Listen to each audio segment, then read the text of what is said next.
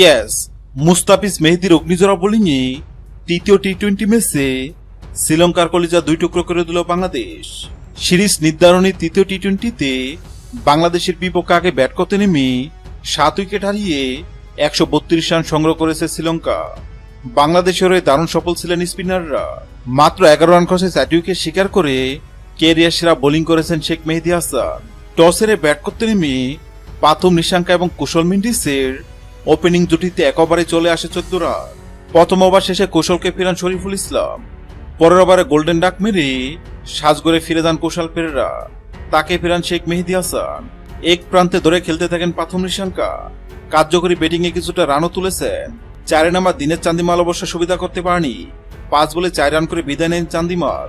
তাকেও ফেরান মেহেদী। পাওয়ার প্লেটা ভালো যায়নি শ্রীলঙ্কার। 6 ওভারে 3 উইকেট হারিয়ে তুলে 40 রান।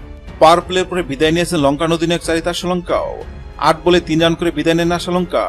তাকেও ফেরান মেহেদী। ক্রিজে টিকে থাকা পাথুম নিশাঙ্কা বিদায় নিয়েছেন 50 ওভার ঠিক আগে।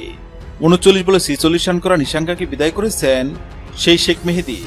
মাত্র 11 রান খরচে 4 উইকেট নিয়ে নিজের 4 ওভার শেষ করেন তিনি। আন্তর্জাতিক টি-20তে যা তার ক্যারিয়ার সেরা বোলিং। 66 রানের মধ্যে 5 উইকেট হারিয়ে বেশ চাপে পড়ে যায় শ্রীলঙ্কা। চাপ সামাল দেওয়ার চেষ্টা চালিয়েছেন কামিন্দো মেন্ডিস। 15 বলে 21 রান করে আউট হন তিনি। তাকে ফেরান শামীম হোসেন পাটোয়ারি।